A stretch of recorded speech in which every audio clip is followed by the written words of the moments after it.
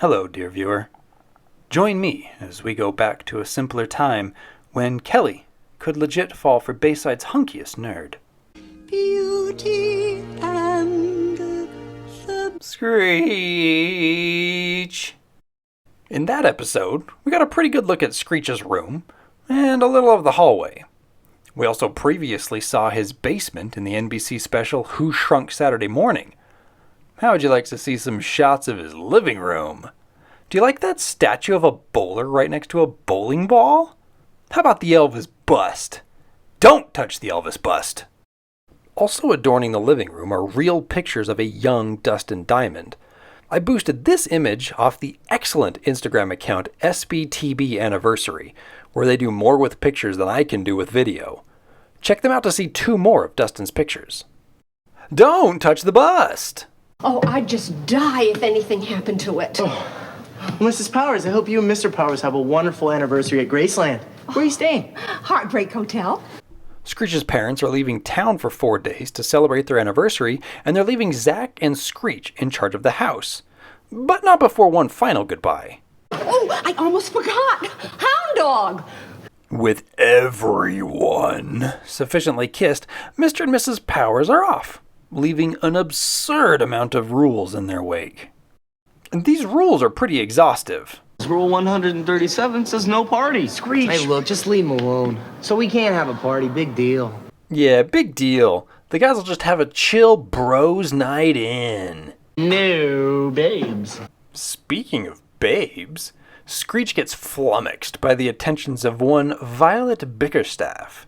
But then her boyfriend shows up, whom Screech refers to as the richest, most powerful dork in school, Maxwell Nerdstrom. Just remember, you're my squaw, and that means you don't talk to any hunk but me.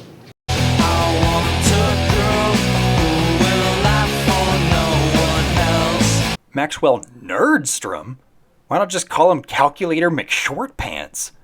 And I think that's the same jacket Zack wore in one of Kelly's fever dreams. Regardless, Maxwell nixes Violet's fraternizations with Screech, and Jesse decides to stick up for the cute little nerd. Violet is a woman and deserves to be treated with respect. I know exactly what you need. You tell him, honey. Maxwell is a terrible person, but a great character. He also shows that Jesse could go out with a shorter guy. Do you guys remember Danny? Poor short Danny! Later at the Max, the ladies are pleased to hear that Violet has broken up with Maxwell, and they invite her out to a movie for a girls' night out. Jesse has other ideas. I'd rather find out what Zack, Screech, and Slater are up to. They said they were going to do men things, whatever that means. And then Kelly mentions her brothers. I'm going to pivot here and show a list I'm starting to track Kelly's family.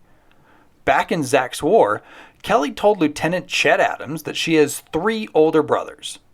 In this current episode, we learn that her youngest brother is named Kenny Leonard.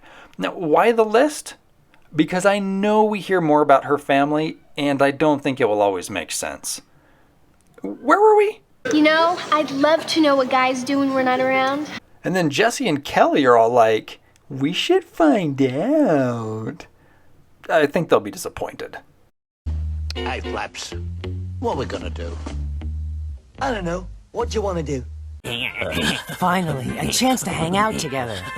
This is cool, huh, guys? Shut up, Stuart. We're trying to watch TV.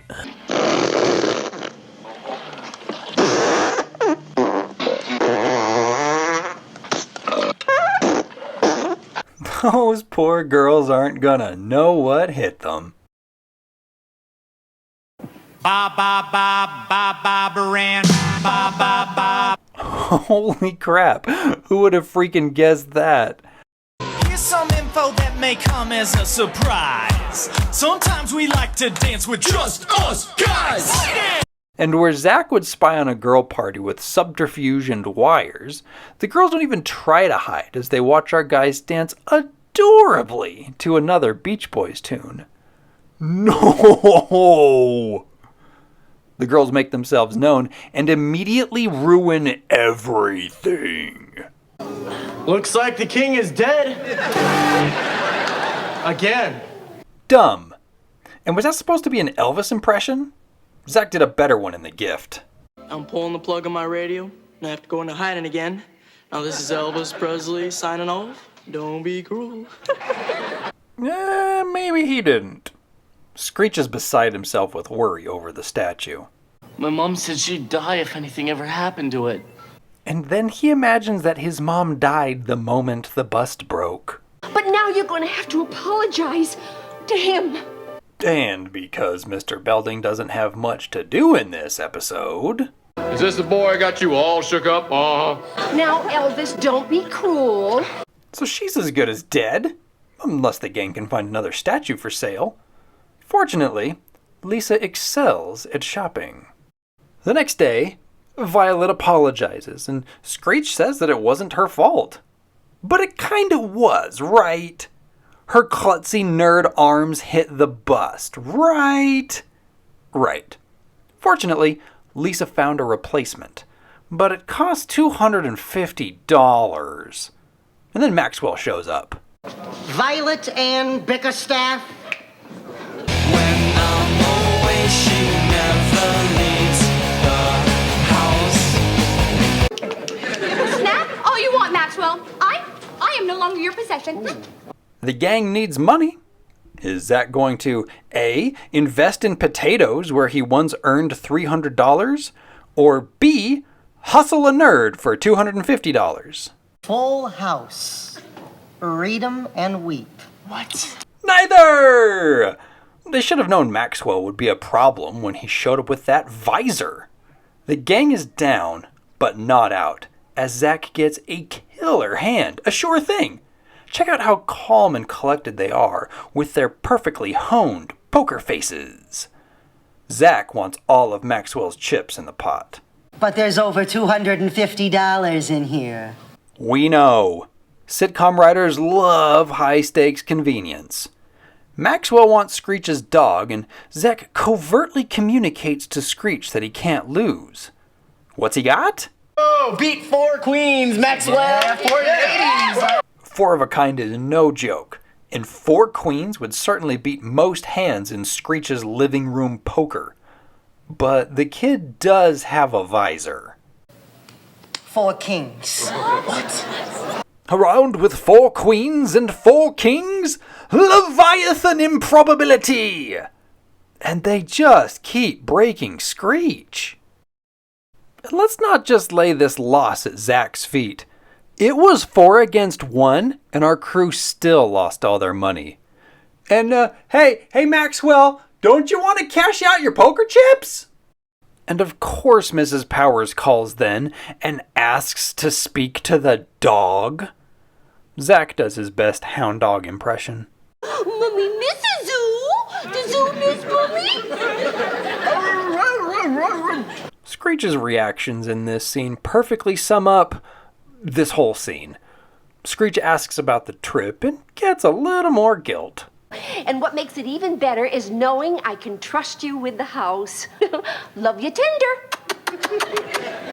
The next day, Slater plays up that he's gonna beat up Maxwell. Listen to Maxwell's line.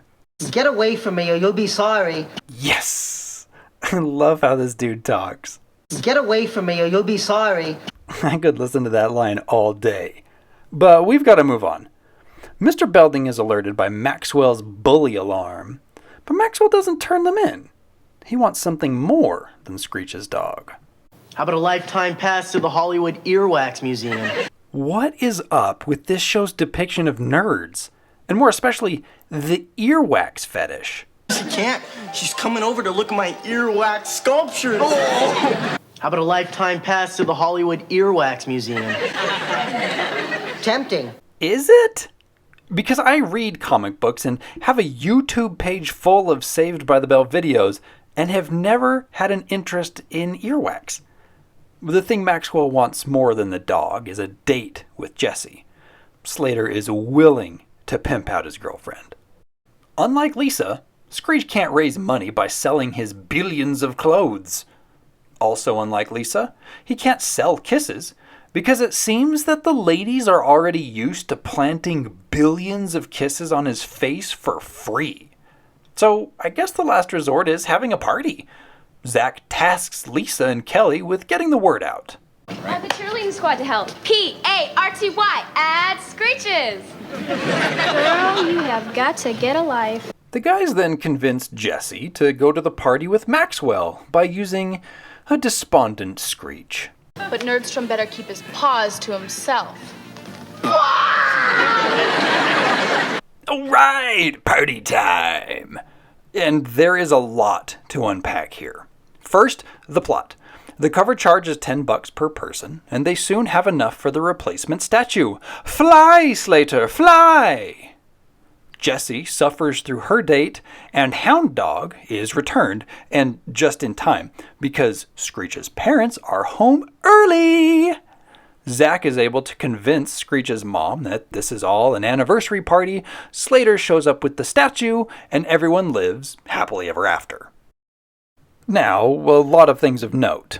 First, either Zack planned ahead with that sign, because he's a sweetheart that cares for Screech's parents, or he used his Time Lord abilities to have the sign made within seconds. Next, note the girl pulling the cord.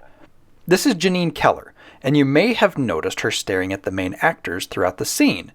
She is not a typical background actor in that she won a contest where the prize was being on the show. She was probably put in the party scene to make her inexperience on camera less noticeable, but then they put her in a screaming pink jumper. Look how bored Kelly looks in this final dance shot. A fourth thing to note is Maxwell's downfall. It's dumb, but it sets up a good moment. He demands a kiss from Jessie to end their date, which is agreed to if he'll close his eyes. What a woman. I'm sorry. Was he unable to tell the difference between these two kisses? It's confirmed. Hound Dog's got some hot lips! But then Maxwell berates Violet, and Screech sticks up for her. Now I know what I've been missing with lame lips here. You can't talk to my girl like that, you squid. You didn't even kiss Jessie, you kissed my dog. Get out of my house. And what happens when you kick the richest, most powerful dork at Bayside out of your house? You get some shut up Dustin Diamond action. Our last note for the party involves Slater's return. Our athletic hunk derfs the entrance and almost ruins the new statue. Zack does more couch work and saves the bust. On the Zack to the Future podcast, Dashiell Driscoll notes the impressive stunt Zack does here, and Mark-Paul Gosselaar notes that he also did crazier stuff with Circus of the Stars, where he worked on the Russian swing and cloud catch. Watching this, it's no wonder he broke his freaking sternum while practicing. He had to watch from the sidelines during the broadcast. Fortunately, he nailed the landing with the bust. There's something wrong with the statue. There is? Yes. Elvis likes to face the kitchen so he can watch me cook. It's not where he was facing earlier. Ruth Buzzi played Roberta Powers, and once again, Saved by the Bell punched way above its weight class with this guest star. Beginning on stage, Ruth would soon garner attention in a bit with Dom DeLuise. She later appeared in sketches for The Carol Burnett Show, Dean Martin's Celebrity Roast, The Burns and Schreiber Show, and perhaps most notably, Rowan and Martin's Laugh-In, where she not only appeared in every episode for every season, but was nominated for 5 Emmys and received 1 Golden Globe. She's probably best known for her character Gladys Ormsby, a cantankerous spinster who loves smacking people with her purse. The character even made it into the Weird Al video for Gump. Ruth lent her talents to TV shows, movies, and doing voice work. I fondly remember her as the voice of Mama Bear in the Berenstain Bears, and I absolutely loved getting lost in YouTube watching her old sketches, especially the ones with Dean Martin. I highly suggest you do it. Ruth had a couple strokes in early 2022 and then posted this to Twitter. Some people have strokes of luck. I had the other kind. But thanks for all your love, messages, cards, letters, and sweet tweets. And although my final arrangements include cremation, I'm not quite ready to make an ash out of myself. What an absolute gem. Get away from me or you'll be sorry.